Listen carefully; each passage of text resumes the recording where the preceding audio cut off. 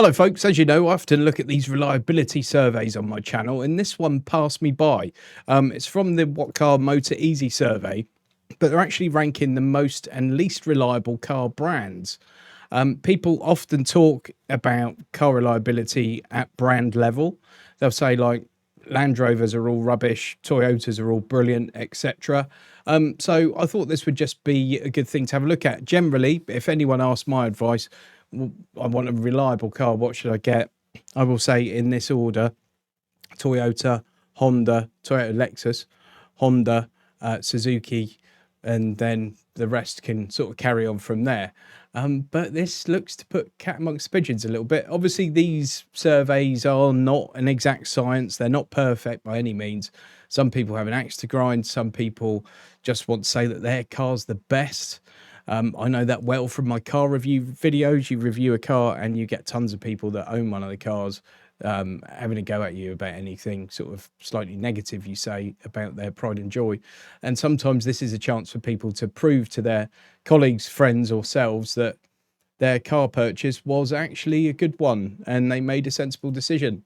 So let's start off with the most reliable car brands. This is 2024. This was sort of September 2024. But I mean, how much has changed really on this front? Mini is number one, which has blown me away because Mini had a fairly sketchy reputation for reliability for quite a long period of time, particularly like the Mini Coopers and stuff. There were quite a few known issues with some of the models. I think things have got a lot better since about 2018, if memory serves. So this is brilliant to see because Mini produced some fantastic cars to drive. And I mean, some of the new stuff is really epically good, like really, really good. 98.3% reliability. By the way, this is for cars up to 5 years old. That's really important to point that out. Mini's the highest rated car brand for reliability, posting strong performances across its lineup. All 5 Mini models were told about had a low fault rate and faulty cars could still be driven. Around 85% of affected vehicles were in and out of the garage in less than a week, and the car maker paid for 70% of repairs. You'd expect maybe that 70% to be a wee bit higher for such new cars, but there we go. And I think another thing to remind you about here is when they talk about reliability in these things, it's faults, full stop. It doesn't matter if that's with the infotainment system, with an electric wing mirror not working, or whether the thing conks out. Everything is classed as a fault. Lexus at number 2. They're always 1 or 2 year after year. Sometimes Toyota is number 1, Lexus is number 2. Although luxury brand of Toyota has been toppled by Mini, it was still at the top of our dependability chart for the previous 7 years and still put in a good performance this year. Star performers, the 2014 to 21 Lexus NX, which was the best family SUV, one of only 2 models this year to score a maximum 100% reliability rating. The ES Executive Saloon claimed top spot in its class, while the RX was the top luxury car, 97.9%. Number 3, Suzuki, 97.7%, fairly predictably, with a score of 97.7%. The Vitara's the most robust model, followed by the Swift, the 2017 to 2024 Swift, on 95.7%. Number 4's Honda, 96.6%. Honda used to top the charts for reliability, but it's been outstripped by other Japanese brands for the last few years. It's still producing dependable cars, though, such as the Jazz Hybrid and the Civic, both of which gained a score of 97.6%. By the way, everyone goes on about the Jazz being an old person's car and it's this and it's that. It's a brilliant car. I know a lot of people wouldn't be able to get one because they'd be ridiculed by their friends. A lot of people under a certain age anyway, but it's a brilliant car. And the current Civic is one of my favourite all-round new cars that you can buy. Number 5, Toyota. That's a low score for Toyota. 96.1% reliability. Toyota doesn't match their near faultless performance of Lexus, but does produce some highly robust cars. In fact, some of its smallest, most affordable models are the highest achievers. The 𝑖GO X is one of just 2 models to gain a full 100% reliability rating this year, and the Yaris looks dependable too.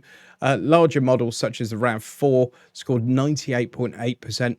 Also a sound choice if you're after a family SUV. Number 6 is Dacia.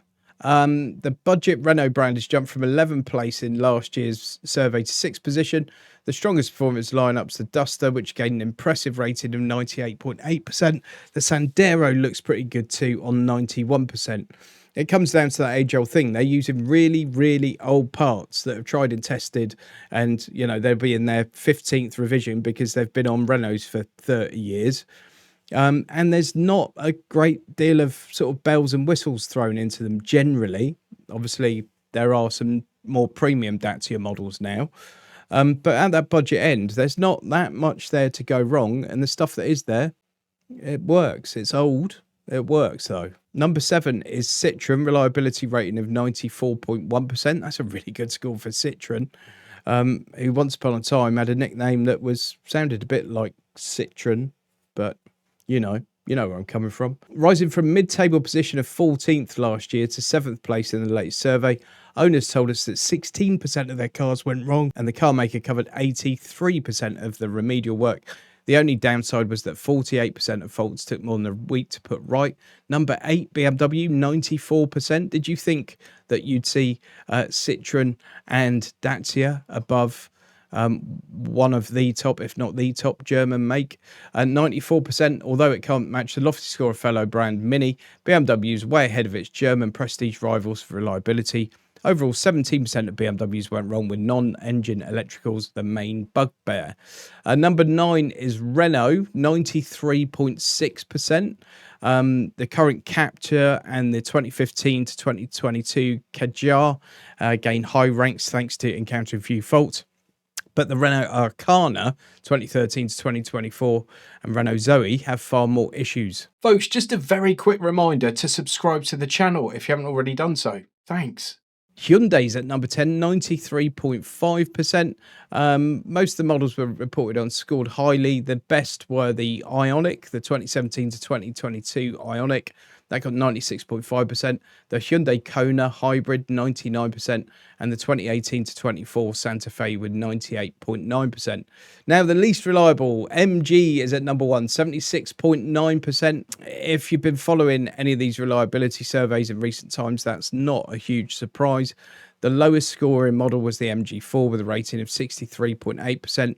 MG ZS wasn't far behind the electric version, 69.3%, and only the MG5 gained a creditable 92%. So the fault rate was 37%, and 58% of those faulty cars were out of action for more than a week. Number 2, Alfa Romeo, 84.1%. Owners told us that 33% of their Alfa cars suffered a glitch, and some issues were slow and costly to put right. They're beautiful things, though, and they're lovely to drive, and I want one, even though I don't have the budget to fix one, or buy one for that matter. The Stelvio was the worst, with a third of models going wrong. The Alfa Romeo Giulia was even worse. 55% of problematic cars took more than a week to repair. The car maker covered the cost of 83% of Giulia remedial work, and only 67% of Stelvios were fixed for free. Number 3 is Vauxhall. Reliability rating of 84.7%. It's an odd one because when you think about it, Alfa, Vauxhall, and Citroën are all in the same group of cars. And you've got Citroën up here with 94% overall. And then you've got Alfa at 84 and Vauxhall at 84. Got Nissan at 85.9%. Land Rover at number 5. To be fair to Land Rover, being only the 5th worst is a result for them, because several years of these things, Land Rover were number 1 by a stretch as well. So maybe there are improvements, or maybe fewer Land Rover owners are telling the truth, or maybe fewer Land Rover owners are responding to this WhatCar survey. Number 6 is SEAT. I've personally had a really bad experience with SEAT fairly recently, with my little SEAT Me before I got rid of that. It's something that they absolutely should have taken on the chin, and instead I got a bill for £1,000 for it, and they took their sweet time doing it. Number 7 is Fiat, 88.2%. Number 8 is Audi, 89%. Number 9 is Polestar, 89.3%. And number 2 is Mercedes at 89.7%. None of those are quite so bad, are they? And when you look at that, number 10 on the worst list is, 4% lower than number 10 on the best list. there's the entire list. Some of those in the middle ground, companies like Kia, Volvo, Skoda, Ford, Tesla, Mazda, Cupra, Volkswagen, Peugeot, Jaguar, Porsche, all in the sort of midsection. Look at that Porsche 21st on overall reliability for cars aged up to 5 years old. And they don't get too much more premium, do they? There we go. There's some information there on how the survey was conducted. I'll obviously link to this article in the video description. And that article, of course, came from the WhatCar website. Thanks for watching this one. Please give the video a thumbs up. Please subscribe to the channel, and I'll catch you on the next one. Huge thanks to all my channel members for your continued support. I really do appreciate it.